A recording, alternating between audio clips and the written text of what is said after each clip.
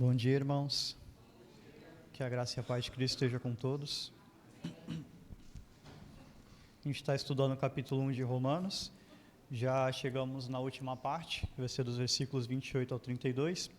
E a gente tem visto que nesses últimos versículos, Paulo ele está tratando da idolatria e da depravação dos gentios. E ele mostra que os gentios eles são culpados pelos seus pecados, mesmo eles não tendo recebido a lei inicialmente. E Paulo ele vai mostrar como Deus ele se revelou aos gentios. Então, nesses últimos versículos, é uma parte da epístola que não é nem um pouco leve, e isso evidencia o estado terrível da humanidade que rejeita a Deus. Nos versículos 24, 26 e 28, vai mencionar, Deus os entregou, ou seja, Deus ele permite que aqueles que o rejeitam vivam em pecado, mas ele também vai permitir que essas pessoas sofram as consequências. E já vimos que os gentios eles têm consciência do pecado, eles têm consciência do erro e que tem uma consequência.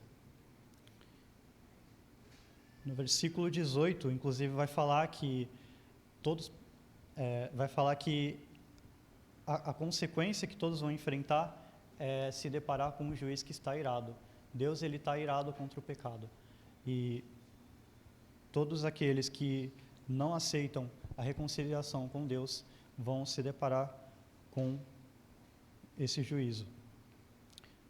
A gente viu nos versículos 24 e nos versículos 26 e 27 dois exemplos de depravação que os gentios passam, que é a imoralidade sexual e a homossexualidade, que está ligado à desonra do próprio corpo. Já nos próximos versículos a gente vai ver majoritariamente pecados relacionados a condutas morais para com o próximo. Vamos ler lá o versículo 28. Romanos 1, 28. E por haverem desprezado o conhecimento de Deus, o próprio Deus os entregou a uma disposição mental reprovável para praticarem coisas inconvenientes. Então, as pessoas elas recusaram o conhecimento de Deus e escolheram viver deliberadamente. Tem uma frase que ela retrata muito bem o que é tratado nessa última parte de Romanos 1, que é, em um mundo onde não há Deus, nada é moralmente errado. As pessoas elas colocaram Deus em uma balança contra o próprio ego e decidiram que Deus não era digno delas. Elas acharam que reprovaram a Deus, quando na verdade é Deus que reprova elas. No versículo 29, cheios de toda injustiça, malícia, avareza, maldade, possuídos de inveja, homicídio, contenda, dolo e malignidade, sendo difamadores. Então aqui no versículo 29 vai começar o que é uma das listas mais completas de pecado do Novo Testamento.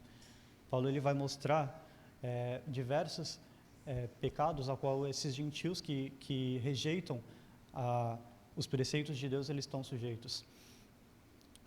Então vai mencionar cheios ou possuídos, dependendo da tradução, que mostra que é uma situação agravada e contínua. Não é algo que é cometido ocasionalmente, mas é uma vivência em pecado, é uma vivência ativa, regida por um estilo de vida lamentável. Então, injustiça, que é o primeiro termo usado aqui, provavelmente é um termo que resume as maldades que vão vir em sequência, descritas a seguir. E aí, malícia.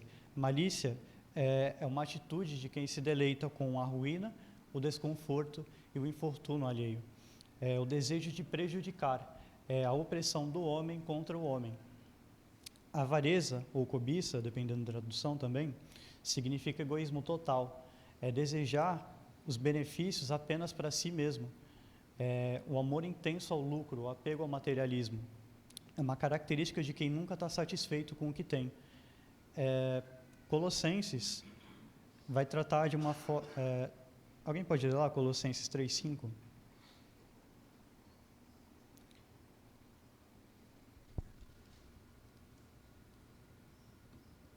Fazei, pois, morrer a vossa natureza terrena, prostituição, impureza, paixão, lascívia, desejo maligno e avareza, que é idolatria.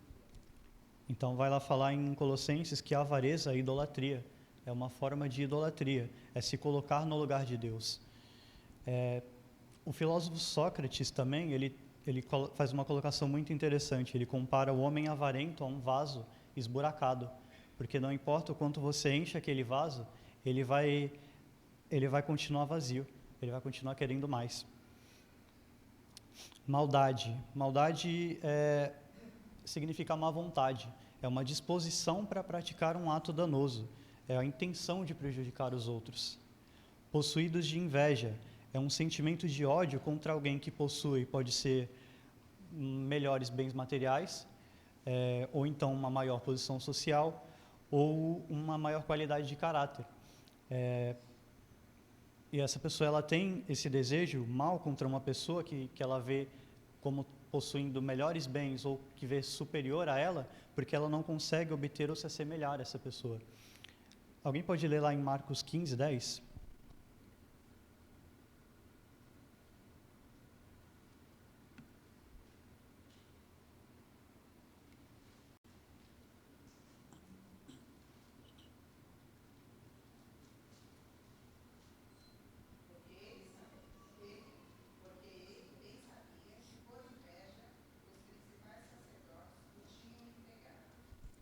Esse é o versículo onde Jesus é entregue a Pilatos, e o próprio Pilatos ele percebe que estavam entregando Jesus por causa de inveja. No capítulo anterior, vai mostrar que eles procuravam uma ocasião para culpar Jesus, mas eles não encontravam. Então, o que eles faziam? Eles inventavam acusações. Então, eles queriam condenar Jesus por causa de inveja. O próximo é o homicídio, que é a manifestação mais pura da violência. Ela pode ser motivado também, o homicídio pode ser motivado por qualquer um dos vícios que a gente já comentou. Inveja, avareza, maldade, malícia. E Jesus ele trouxe uma perspectiva também sobre o homicídio, não só como um ato desenfreado, mas também como uma atitude interna. Vamos ler lá em Mateus 5, 21 a 26? Mateus 5, 21 a 26.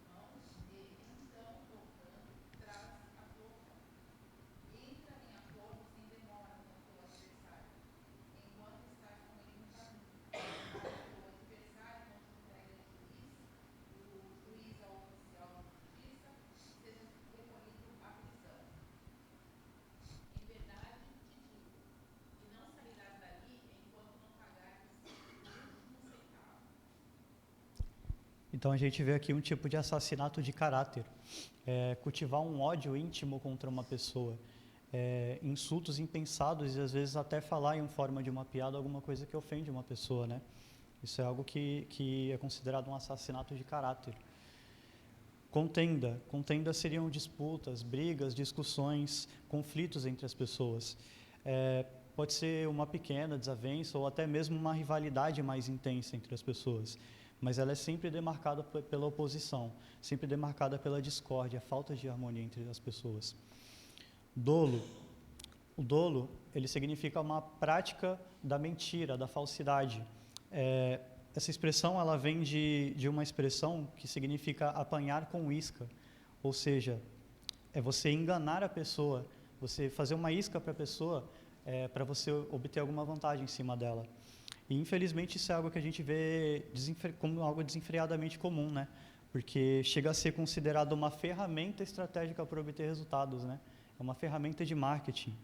É uma técnica usada para enganar as pessoas, para conseguir o que você quer, usando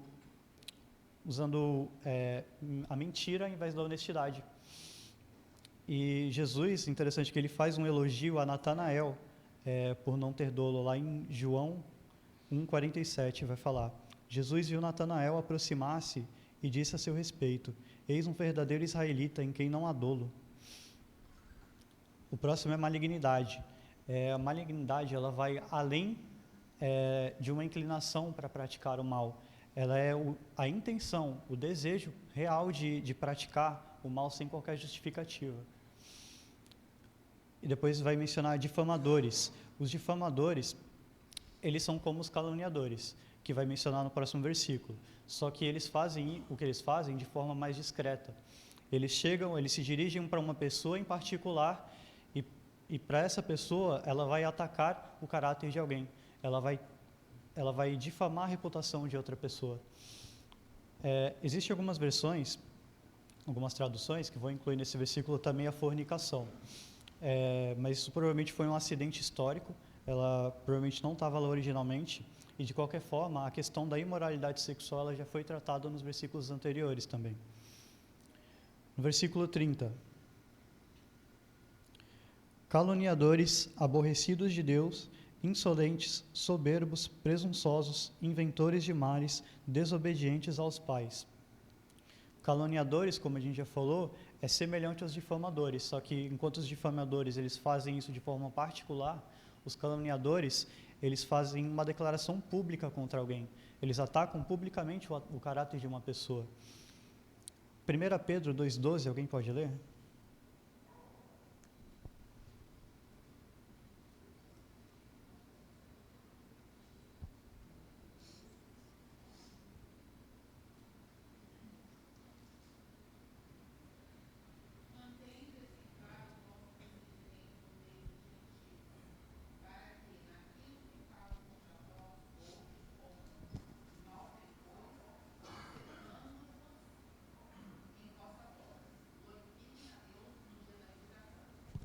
Então, lá em 1 Pedro, a gente vê uma referência a esse tipo de pecado da calúnia.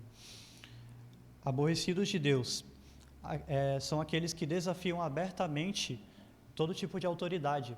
Eles não se sujeitam, eles não têm temor nem a Deus e nem mesmo a homens.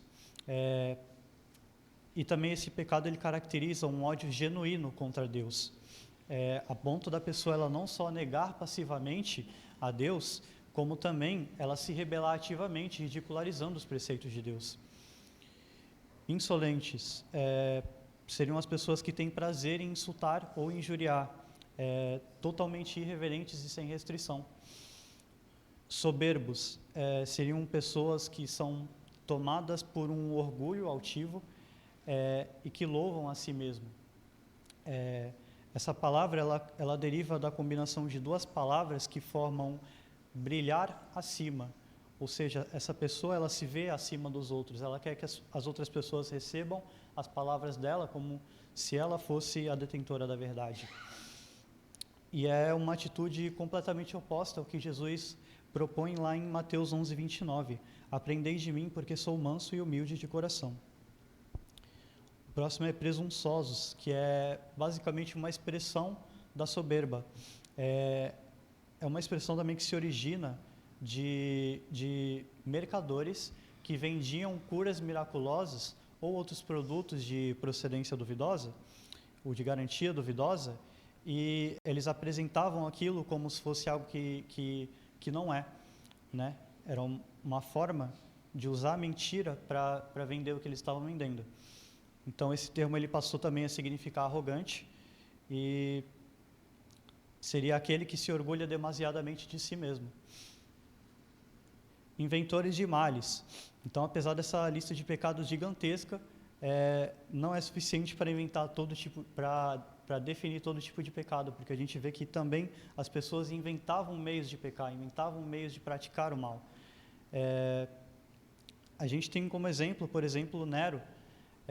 Nero ele torturava os cristãos publicamente como uma forma de entretenimento. Desobedientes aos pais. Esse é um pouco autoexplicativo, né? Só que também é um pecado que ele é meio trivializado hoje, né? Porque se a gente for ver, para os judeus antigos, isso era uma falta gravíssima. Isso representava para a família, para o desenvolvimento da família, uma maldição e, consequentemente, uma praga para a sociedade. Então, para os judeus antigos, isso era visto como uma falta gravíssima. Tanto é que a gente vê lá em Êxodo 20 que a obediência aos pais, ela é um dos poucos mandamentos que tem promessa na lei. Lá em Êxodo 20, 12 vai falar: honra teu pai e tua mãe, para que se prolonguem os teus dias na terra que o Senhor teu Deus te dá. Versículo 31. Insensatos, pérfidos, sem afeição natural e sem misericórdias. Insensato significa a falta de entendimento, a falta de discernimento moral apropriado. A palavra ela é geral, mas pelo contexto aqui a gente entende que Paulo está se referindo ao discernimento dos preceitos de Deus. Pérfidos são os indivíduos sem palavra, infiéis, aqueles que não se veem na obrigação de cumprir suas promessas ou votos.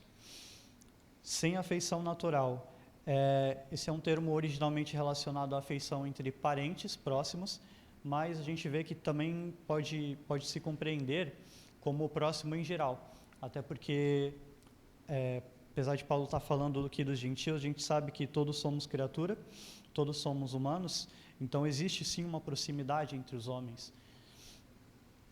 Sem misericórdia é a incapacidade de demonstrar empatia pelo próximo, é a incapacidade de sofrer com o sofrimento do próximo, a incapacidade de perdoar, de ajudar quem necessita. Versículo 32. Ora, conhecendo eles a sentença de Deus de que são passíveis de morte os que tais coisas praticam, não somente as fazem, mas também aprovam os que assim procedem. Então vai mencionar aqui sobre o decreto de Deus, e a gente já viu lá no versículo 18 que Deus determinou a ira para a incredulidade e a rebelião das pessoas que não aceitam os preceitos de Deus, e os homens eles conhecem intuitivamente esse decreto. Também aprovam os que as praticam, vai dizer nesse versículo, e a gente vê que a coisa só piora, porque uma pessoa que ela tem consequência de que algo é errado, ela tende a não praticar aquilo, porém, quando ela tem aprovação, aí a tendência dela já se torna praticar aquilo, mesmo que seja errado, porque ela está recebendo aprovação.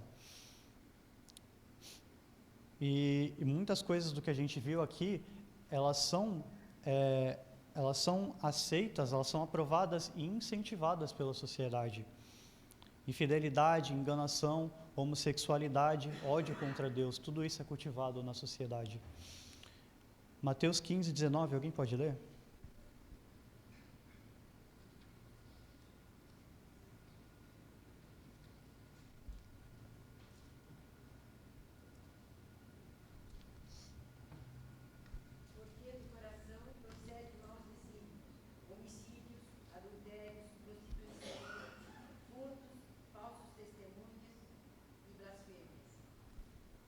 Mateus 5,19, será? É 5,19?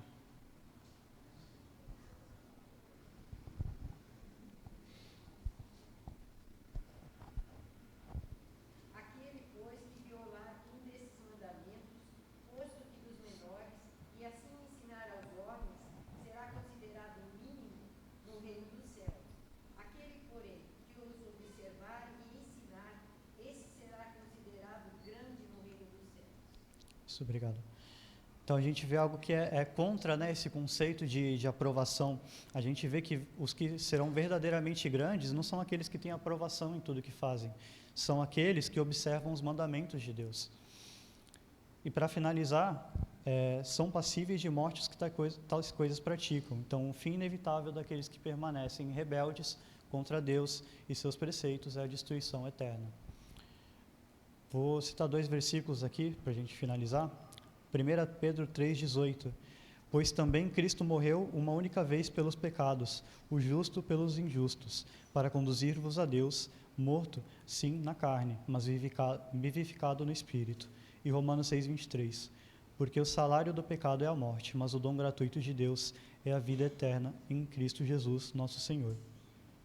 Então aqui a gente encerra o estudo desse primeiro capítulo. A gente viu aqui nesse final sobre a depravação dos gentios, que eles são culpados, que eles têm consciência do pecado e que esse pecado vai ter uma consequência. Amém? Alguém quer fazer um comentário? A questão nessa lista, né, de pecados,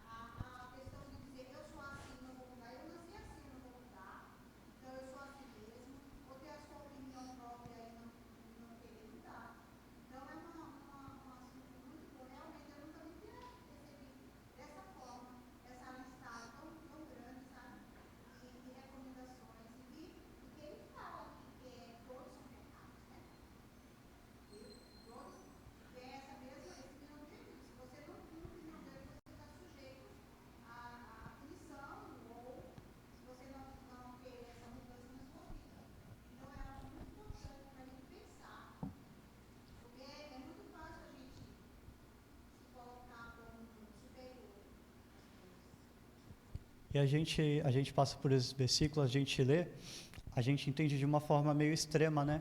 Mas às vezes não necessariamente eu me considero uma pessoa avarenta, mas eu por dentro tenho um pouco de avareza, por dentro eu tenho um pouco de orgulho. Então talvez não seja algo muito manifesto, mas sim eu tenho aquele pecadinho, né, lá dentro, que vai acabar virando uma bola de neve. Então a gente tem que tomar muito cuidado em não pensar que a gente é justo, porque não pratica de forma extrema algo que é errado, né?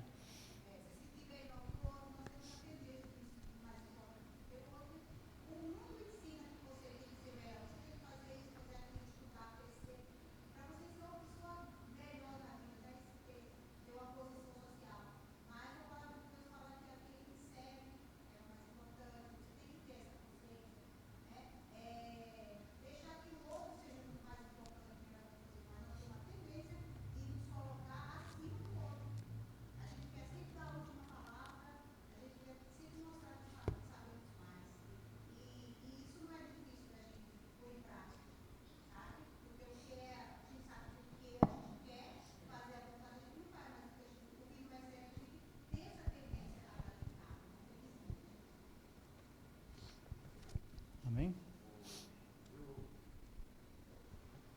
O capítulo 1, eu gosto muito da estrutura porque ele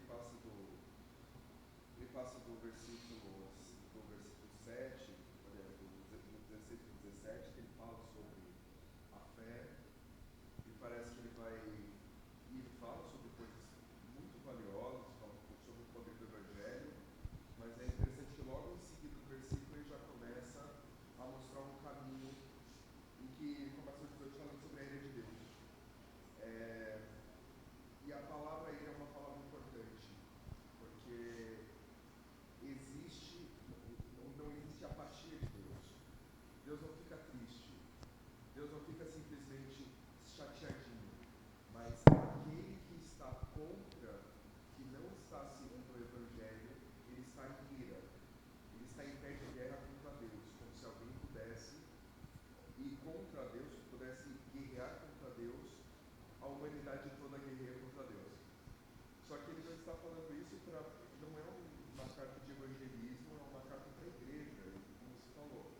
E nós precisamos tomar cuidado para que nós não sejamos, e Paulo ele escreve isso não para pessoas de fora, ele escreve para a igreja lá. Nós precisamos tomar muito cuidado para nós não sermos inimigos de Deus, porque nós podemos, a partir do momento que nós abandonamos o poder dessa fé, que nós começamos a nos basear em nós mesmos, como a Silvana bem falou, a gente começa a abandonar essa fé, porque a fé é o poder de Deus para a salvação do homem. Não é o que eu faço, não é como eu sou bonito, não é o quanto eu não peco, mas é a fé. E quando eu começo a abandonar a fé e essa fé libertadora, eu vou caindo e você vê que os degraus eles vão muito baixo, ao ponto e chegando no final é interessante que desonrar os pais é um dos últimos elementos disso, porque traficantes, assassinos, estupradores, eles fazem coisas erradas, mas muitos deles não ofendem os pais, muitos deles respeitam os pais, é engraçado. Só que nós também vemos na sociedade algumas pessoas que elas literalmente matam os pais. Como chegamos a isso? Chegamos porque o pecado, as pessoas abandonam a Deus, Deus abandona as pessoas. Esse ciclo triste do pecado. Que o pecado nos leva, né?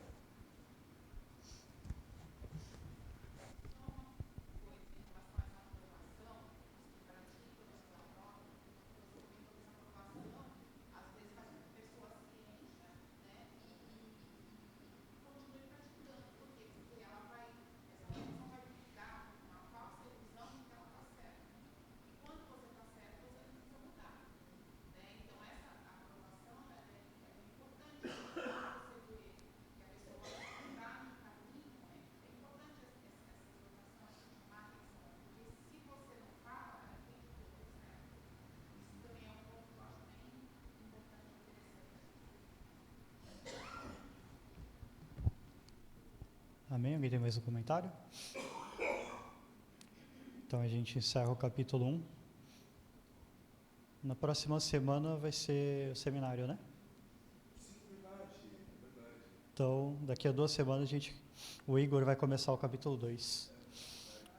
Amém? Deus abençoe.